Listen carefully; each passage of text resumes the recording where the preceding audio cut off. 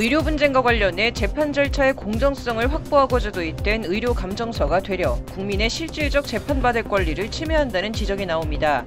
의료감정제도에 대한 의료계와 법조계의 팽팽한 의견 대립을 들어봤습니다.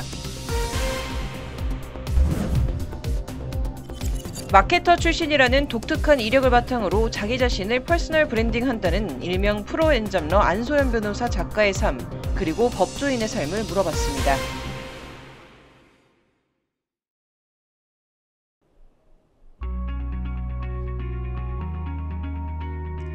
시청자 여러분 안녕하십니까? 로포커스 시작하겠습니다. 의료사고가 분명한데 이를 입증할 수 없다면 얼마나 억울할까요? 의료소송의 경우 전문가의 도움 없이 법적 다툼을 벌이기란 더욱 어려운 게 현실입니다. 국민의 정당하고 공정하게 재판받을 권리를 보장하기 위해 의료감정제도가 도입이 됐지만 아직 갈 길이 멀다고 합니다. 어떤 이야기인지 이혜연 기자가 취재했습니다.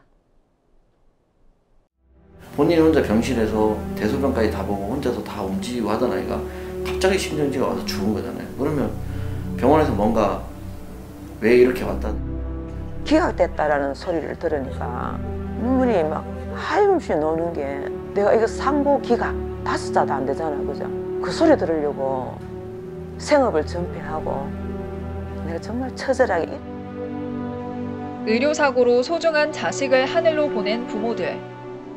부당한 죽음을 밝혀내겠다며 소송도 불사한 이들. 하지만 원하는 결과를 받기는 거의 불가능에 가깝습니다.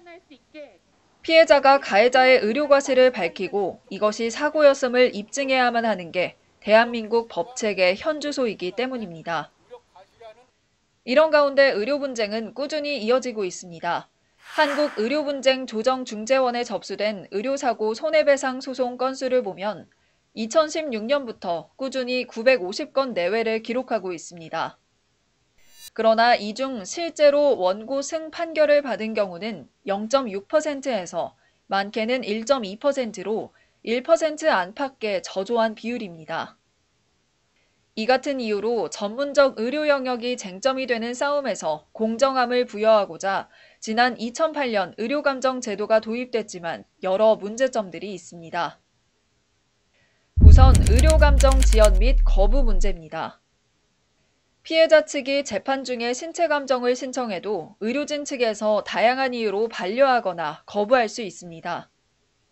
건설 분쟁, 언론 중재, 소비자 피해 구제 등과는 달리 의료 중재의 경우 법적인 의무가 없기 때문입니다. 대한변호사협회 인권위원장을 역임한 신현우 변호사는 의료기관이 감정을 거부하면 기다리다 못해 소송을 포기하는 일도 생긴다고 안타까움을 내비쳤습니다. 심정지 의료사고를 가지고 손해배상 소송을 한 적이 있었어요. 그런데 결국 그 진료기록 감정이 한 3년 이상 공전되면서 그 입증을 포기를 하고 재판에서 기각당한 그런 사례도 있습니다. 실제로 한 아이의 경우 수년이 지나도록 의료감정을 받지 못해 판결이 현재까지도 지연되고 있습니다. 이 아이는 신체 감정 신청서를 제출하고 18번의 반려와 거부를 당했습니다. 두 번째로 의료감정서에 사실이 아닌 의견을 제시한다는 점도 문제로 꼽힙니다. 감정은 사실 확인에 주안점을 둬야 하는데 의견 제시 쪽에 치우쳐 있단 겁니다. 실제 진료기록 감정 답변서를 보면 법적인 문제가 있다고 말하기 어려움, 법적으로 잘못된 치료라고 말할 수 없음 등으로 명시돼 있습니다. 감정은 사실 확인에 있습니다. 그런데 진료 지침도 제시하지 않고 적절한 치료였음, 의료 과실이라고 할 수 없음, 더 나아가서 법적으로 아무 문제가 되지 않음, 이렇게 그 판사가 해야 될 일을 감정인인 의사가. 세 번째로는 의료소송은 입장의 비호환성을 가진다는 게 문제점으로 꼽힙니다. 건축소송이나 특허소송의 경우 언제든지 원고와 피고의 입장이 바뀔 수 있습니다. 그러나 의료소송은 의사가 환자 될 일 없고 환자가 의사 될 일 없어 가제는 개편이라는 말이 나오는 이유입니다. 삼성하고 애플하고 특허 싸움을 해도 누구나 가해자와 피해자가 바뀔 수가 있어요. 의료 감정은 입장이 비호환성을 갖는다는 특징을 가져요. 그러니까 의사가 환자 되려고 환자가 의사 될 일이 없거든요. 초록은 동색이라고 아무래도 좀 자기 편을 드는 감정을 쓴 게 이로 인해 법원을 향한 국민적 불신이 생길 수도 있다는 우려도 나옵니다. 이에 신 변호사는 법원 역할에 대해서도 개선이 필요하다고 주장했습니다. 먼저 감정 요청서를 보낼 때 의료 행위가 과실이라고 할 수 있느냐는 식의 주관적 평가를 요구하는 질문은 삭제하거나 수정해서 보내야 한다는 겁니다. 더 나아가 의료사고 판례는 살아있는 진료 지침이라 객관적 판단이 무엇보다 중요하다고 강조했습니다. 의료사고 판례는 살아있는 진료 지침이에요. 규범화될 수 있도록 객관적으로 판단이 돼야 되는데 감정 자체가 조금 잘못됐다면 판결도 잘못될 수밖에 없거든요. 좀 더 객관적이고 공정한 감정이 사실은 있어야 되지 않을까. 의료감정 문제는 국민이 정당하게 재판받을 권리를 침해당할 수도 있는 만큼 모두가 문제 해결을 위해 적극적으로 나서야 한다는 목소리가 나옵니다. 법률방송 이혜연입니다. 네, 앞서 의료 감정에 대해서 법조계가 지적하는 문제점들 들어봤습니다.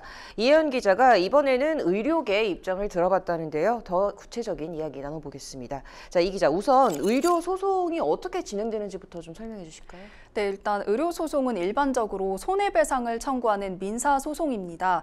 다만 의료소송의 경우에는 이 의료 전문성을 고려해야 하는 만큼 의료감정이 좀 중요하게 작용을 하는데요. 이 의료감정은 법원이나 수사기관이 한국의료분쟁조정중재원이나 대한의사협회, 대형병원 등에 의뢰하는 절차입니다. 이 일반적으로 의료진들이 환자 진찰 후에 작성하는 이 진료기록은 아주 이 전문적인 영역이고 또 고도의 전문 지식이 있어야만 알아볼 수 있는 만큼 이 의료 감정이 좀 중요한데요. 이에 소송에서 이 전문 감정인을 통해 이 같은 감정 절차를 또 한 번 더 거치게 되는 겁니다. 이 소송 중에 진료 기록 감정만으로는 판단이 부족하게 될 경우에는 직접 이 소송 당사자 신체에 대한 감정까지도 진행하기도 합니다. 네, 굉장히 중요한 것 같습니다. 그렇다면 모든 의료 소송에서 이 의료 감정이 좀 필수적인 부분인가요? 네, 사실 반드시 있어야 하는 의무적인 사항은 아닌데요. 병원 측과 합의가 원활하게 되는 경우에는 없어도 되지만 사실 이 같은 경우에는 좀 정말 예외적인 사항이라고 합니다. 네, 신현우 변호사의 말 직접 들어보시겠습니다. 감정 없이 한 거는 단순히 민사 조정 신청을 했는데 의외로 병원 측에서 우리 과실 인정하겠다. 그리고 위자료 배상을 할 테니까 여기서 끝내자. 이제 이런 경우에 아주 예외적으로 감정 없이 하지, 그렇지 않은 경우에는 법원도 감정을 이렇게 권하고 명할 때가 있어요. 네, 별 문제 없이 소송에서 이제 합의가 되면 이 의료 감정이 딱히 필요가 없는 부분인 것 같습니다. 자, 앞서 우리 리포트에서 변호사들이 보는 의료 감정 제도 도입 이후에 나타나는 문제점들 저희가 들어보지 않았습니까? 의료 감정을 직접 수행하는 또 의료계 입장은 이와 좀 다를 것 같아요. 네, 그래서 이 대한의사협회와 또 의료감정학회 측의 의견을 듣고 왔는데요.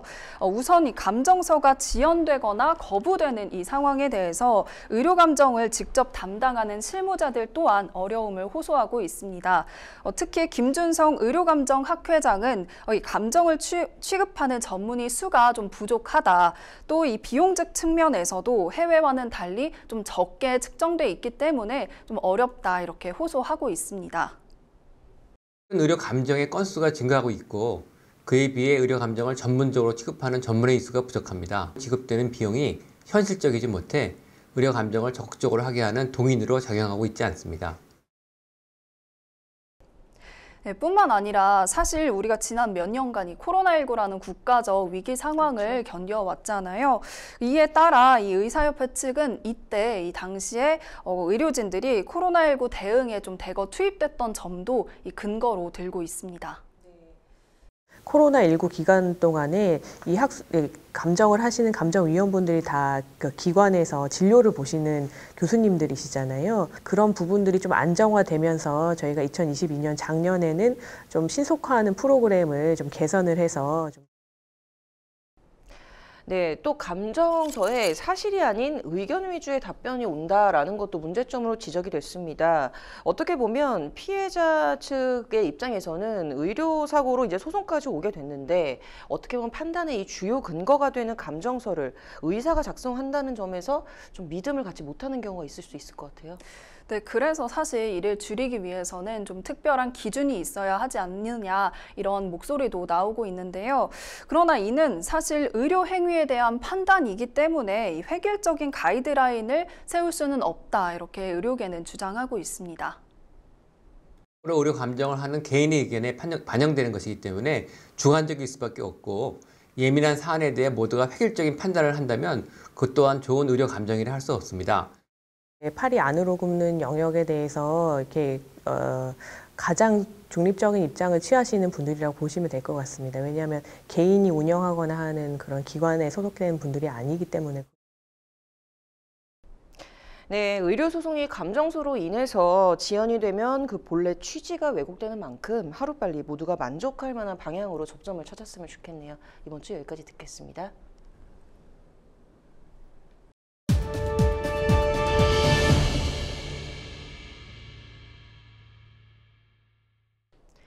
올해 초 법률방송은 변호사를 주축으로 한 직장인 공부 모임, 경제살롱을 소개해드렸었죠. 경제살롱 회원 중 한 명인 안소윤 변호사는 마케터 출신이라는 독특한 이력을 바탕으로 자기 자신을 퍼스널 브랜딩한다고 하는데요. 법조인이자 강사, 인스타툰 작가 등으로 활동하고 있는 일명 프로 엔잡러 안소윤 변호사를 김혜인 기자가 다시 만나고 왔습니다. 로포커스, 로앤피플입니다. 지난해 크리스마스 이브에 취재진과 처음 만났던 안소윤 변호사. 일반인들이 쉽고 재미있게 법률 상식을 쌓을 수 있도록 여러 가지 활동들을 하고 있었습니다. 법률의 문턱이 사람들한테 너무 높은 점이 좀 아쉬워서 대중 강연 같은 거나 대중서를 좀 집필하는 활동을 하고 있었는데요. 그러던 중에 경제살롱이라는 곳에서 변호사들이 생활법률 특강을 한다는 걸 알게 돼서 좀 특이하게도 제가 먼저 연락해서 강의를 하고 싶다고, 재능 기부를 하고 싶다고 신청했어요.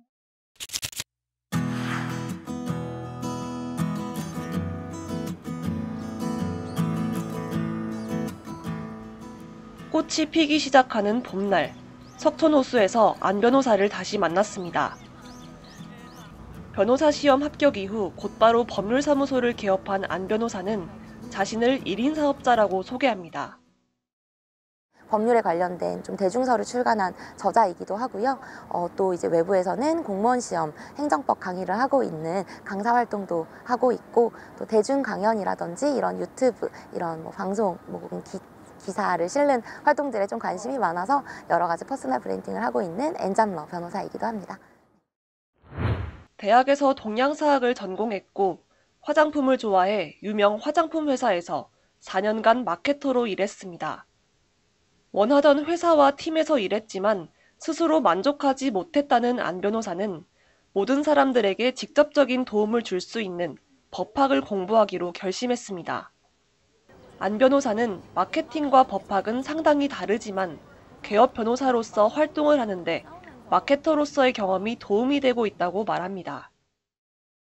온라인 마케팅을 통해서 주로 의뢰인분들을 만나고 있어요. 또 이런 브랜딩이나 이런 광고 활동을 해봤던 경험들이 되게 많이 도움이 되어서 마케팅과 법학은 조금 다른 분야이지만 개업 변호사로서는 과거의 마케터로서의 경험이 큰 도움이 되고 있다라고 저는 생각합니다. 짧지 않은 시간 동안 직장 생활을 했던 경험으로 의뢰인들과 공감대를 형성하고 법률 용어가 생소하다는 것을 누구보다 잘 알고 있어 쉽고 친절하게 설명하고자 노력합니다. 또 대중 강연과 책, 유튜브와 인스타툰 등 법률 상식을 친근하게 인식하는 데 도움을 주려 노력하고 있습니다. 우리 우리는 어차피 법치주의 국가에 살고 있고 모두가 법과 연관된 생활을 하잖아요. 제가 이제 얼마 전까지 직장인이었고 저는 전공도 법학이 아니기 때문에 얼마 전까지 몰랐던 것들이 너무 많아요. 그래서 제가 이제 새로 알게 되고 제가 법학을 공부하면서 새로 깨닫게 된 것들, 그런 것들이 특히 로스쿨 재학생인 친구와 협업해 변호사랑툰이라는 인스타툰을 연재하고 있습니다. 안 변호사는 남들 헤어지게 하는 게 제 직업이라면서도 낭만주의적 사랑을 아직 믿는다며 만화를 통해 연애에 대한 궁금증을 풀어갑니다. 꼭 헤어지는 얘기가 아니더라도 이제 사랑하다가 보면 그리고 연애하다가 생기는 소소한 궁금증들, 예를 들면 뭐 이제 사귀다가 헤어지면 강아지는 누가 데려가야 되는지, 아니면 연인 사이에 어떤 호칭 쓰는 게 좀 더 법률적으로 유리한지, 뭐 예를 들면 이런 것들에 대해서 당장 뭐 변호사를 써서 해결해야 되는 문제는 아니지만 좀 궁금할 수 있는 그런 부분들 지금 그려보고 있습니다. 최근엔 내 돈을 지켜주는 친절한 생활법률 상식이라는 책을 공동으로 썼습니다. 법학을 공부하며 새롭게 알게 된 것들과 도움이 될 만한 상식들을 모았습니다. 질문이 처음에 있고 이제 답부터 바로 나오는 두 갈식으로 만들려고 노력을 했어요. 이런 소소하지만 유용한 것들을 저는 좀 모아가지고 뭐 이런 것들이라든지 교통법규에 관한 것들이라든지 뭐 가족관계에 관한 것들, 좀 소소한 것들을 열심히 모아서 그냥 이제 가지고 있으면 두고두고 좀 도움이 되는 책을 만들고 싶었어요. 그래서 발레, 탱고, 독서 등 취미 부자인 안 변호사는 스윙 댄스를 가장 좋아한다고 소개했습니다.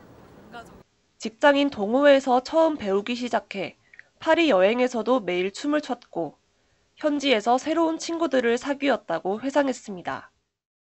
서로 이제 모르는 사람이더라도 춤도 하나의 언어라서 이제 마치 우리가 언어를 알면 외국에 가서 친구를 쉽게 사귀는 것처럼 그 춤이라는 언어를 알고 있으면 새 친구를 사귀기가 너무 좋아요.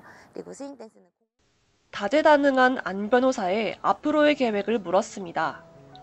안 변호사는 매일 최선을 다하며 사람들을 돕는 행복한 변호사가 되고 싶다고 답했습니다.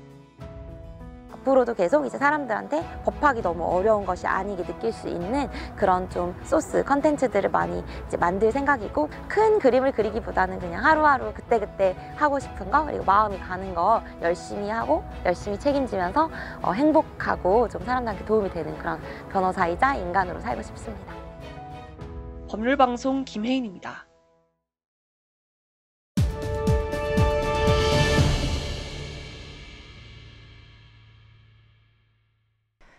네, 오늘부터 시행되는 새로운 제도를 하나 소개해드리려고 합니다. 행정기본법 3대 국민권리구제인데요. 자, 그래서 법제처 행정법제혁신추진단 유철호 법제혁신 총괄 팀장님 모시고 이야기 나눠보도록 하겠습니다. 팀장님 어서 오십시오. 네, 반갑습니다. 네, 자, 첫 번째 질문 한번 드릴게요. 자, 바로 오늘입니다. 자, 오늘부터 시행되는 이 행정기본법 3대 국민권리구제 제도, 이게 무엇이 있나요? 네, 국민들이 행정적 처분에 대해서 이의를 제기하거나 행정청이 제재 처분을 할 수 있는 기간을 제한해서 행정처분으로부터 국민의 권리 구제를 보호하는 제도입니다. 그 제도로는 이의신청, 재심사, 재측관 제도를 말하고 있습니다. 네, 자, 이의신청 제도, 이것이 시행이 되면은 가장 크게 변화하는 점에는 무엇이 있을까요? 지금까지는 개별법에 이의신청 규정을 둔 경우에만 행정청의 처분에 대해서 이의신청을 할 수 있었는데요. 행정기본법에 이제 모든 처분에 대해서 이의신청을 할 수 있는 일반 규정이 도입되었습니다. 그래서 이제는 행정기본법에 따라서 행정청의 처분에 대해서 이의가 있으시면 국민들이 직접 이의신청을 제기할 수 있게 되었습니다. 또한 또 이의신청을 한 이후에 결과통지를 기다리는 동안에 쟁송기간이 도가해버려서 행정쟁송을 제기 못하는 문제가 있었는데요. 그러한 문제를 해결할 수 있도록 이 신청 결과 통지를 받은 날로부터 90일 이내에 행정쟁송을 할 수 있는 기회를 추가로 보장을 했습니다. 네. 자, 지금 이 현행법에도 이의신청 제도는 좀 많은 걸로 알고 있습니다. 이 행정기본법과의 관계, 이 어떻게 되고 있나요? 개별법에 이의 신청에 관한 특별한 규정을 두고 있으면 개별법이 먼저 적용되고요. 그 개별법에 없는 사항들만 행정기본법이 보충적으로 적용이 되게 됩니다. 예를 들어서 민원처리법에서는 거부 처분에 대한 이의 신청을 두고 있는데요. 행정기본법과 달리 이의 신청 기간, 결과 통지 기간이 달리 정해져 있습니다. 그런 부분은 민원처리법이 먼저 적용되고 민원처리법에 없는 사항은 행정기본법이 적용되게 됩니다. 네, 그렇다면 이번에는 이 제척기간 제도에 대해서 좀 구체적으로 설명을 해주신다면요. 예, 그 위반 행위가 있은 후 일정한 기간이 지나면 행정청이 제재 처분을 할 수 없는 권한 행사 기간을 제한하는 제도입니다. 네. 그래서 다시 말해서 그 법률 위반 행위가 있은 날로부터 5년이 지나면 일정한 처분에 대해서는 행정청이 제재 처분을 할 수 없도록 했는데요. 모든 처분에 대해서 적용하는 것은 아니고 영업정지, 취소, 철회 등 6가지 종류의 처분에 대해서만 우선적으로 도입을 했습니다. 다만 또 이런 제척기간 위법 행위를 했는데도 행정청이 모두 이제 제재 처분을 할 수 없으면 안 되기 때문에 특별하게 거짓이나 부정한 방법으로 이렇게 인허가를 받는 경우 등 일정한 경우에는 제척기간이 적용되지 않도록 했습니다. 네. 자, 그렇다면 이 실효의 원칙 그리고 제척기간 제도의 관계는 어떻게 됩니까? 예, 말씀드린 제척기간 제도는 그 위반 행위가 있은 모든 처분이 아니고 6가지 처분에 대해서만 위반 행위가 있은 날로부터 5년이 지나면 제재 처분을 할 수 없도록 해서 그 대상이나 기간이 특정되어 있습니다. 반면에 이제 행정기본법 신뢰보호 원칙에 있는 실효의 원칙은 그 법률 행위가 모든 법률 행위 위반에 대해서 제재 처분, 모든 제재 처분에 대해서 일정한 상당한 기간 동안 제재 처분을 하지 않으면 할 수 있도록 돼 있기, 제재 처분을 못하게 돼 있기 때문에 그 기간이 3년, 5년, 10년이 될 수도 있습니다. 그래서 대상이나 시기에서 차이가 없는 점이 차이라고 할 것입니다. 네, 대상에서 시기가 없는 차이. 자, 재심사 제도는 어떻게 보면은 지금 국내에 처음 들어온 제도라고 표현을 할 수 있겠습니다. 어떤 의미가 있을까요? 예, 국민들이 처분에 대해서 행정심판이나 소송을 통해서 다툴 수 있는 기간이 지나면 더 이상 다툴 수 없는 게 저희들 쟁송제도인데요. 만약에 이런 쟁송기간이 지났더라도 종전의 처분의 근거가 되었던 새로운 사실관계나 법률관계에서 새로운 증거가 발견된다든지 그 종전 처분을 할 때 공무원 범죄 행위가 있었다든지 그런 특별한 사정이 있으면 다시 행정청에 처분의 유지나 변경이나 철회를 신청할 수 있는 권리를 부여한 제도입니다. 민사나 행사 재판에서도 재심 제도가 있듯이 종래에는 이제 행정청이 처분을 하고 쟁송기간이 지나면 더 다툴 수가 없었는데 행정청의 처분에 대해서도 한 번 더 심사를 받을 수 있도록 하는 기회를 부여한 제도입니다. 우리나라에서 이제 이런 재심사 제도는 행정법의 종래에 없던 처음 도입되는 제도이기 때문에 그 제재 처분이나 행정상 강제 이런 처분에 대해서는 적용을 하지 않고요. 주로 수익적 인허가 처분의 거부 처분에 대해서만 적용되게 됩니다. 네, 주로 거부 처분이 적용 대상이다라는 말씀 해주셨고요. 자, 이 3대 권리구제 제도 이제 좀 처음 시행을 하는 거다 보니까 좀 아무래도 혼란이 좀 있을 것 같은데 현장에서 이렇게 좀 혼란 없이 잘 시행이 될 수 있도록 준비하고 계신 사항이 있으신가요? 예. 행정기본법은 모든 행정법에 적용되는 기본법입니다. 그래서 일선 행정에서 법이 집행되는 과정에서 국민들이나 공무원들이 혼란이 없도록 그런 부분 그리고 행정기본법이 일선에서 잘 정착될 수 있도록 해설서도 만들고요. 질의응답 사례집도 만들어서 이미 좀 배포하고 제공을 했습니다. 또 특히 이제 이 3대 국민권리규제제도와 관련해서는 공무원들이 집행할 때 실수가 없도록 실무 안내 자료집을 만들어서 지난 2월 말에 배포하기도 했습니다. 그래서 그 실무 안내 자료에는 제도의 구체적인 취지나 내용 그리고 다른 법률과의 관계, 제도 운영을 할 때 유의할 사항들 그리고 국민들이 궁금했던 질의응답 사례들을 담았습니다. 네. 자, 그럼 앞으로 3대 국민권리구제 제도와 관련해서 좀 보완하고 개선할 사항이 있다면요? 그동안 또 공무원들이나 국민들이 궁금했던 사항들 그리고 질의가 있었던 내용들 그리고 학회에서 비판하는 사항들을 좀 보완적으로 검토를 해서 지속적으로 제도 보완을 해 나갈 예정이고요. 특히 올해 이제 행정기본법 개정을 추진하고 있는데요. 그 중에서도 이의신청 제도와 관련해서 이의신청 결과 통지를 받은 후 쟁송 기회가 이제 추가로 보장이 되기 때문에 그런 추가적인 쟁송 기회에 대한 안내를 의무적으로 하도록 하는 내용도 보완할 예정입니다. 네, 첫 시행되는 제도인 만큼 앞으로 좀 추진 사항들 저희 법률방송도 꾸준히 지켜보도록 하겠습니다. 이번 주 나와주셔서 감사합니다.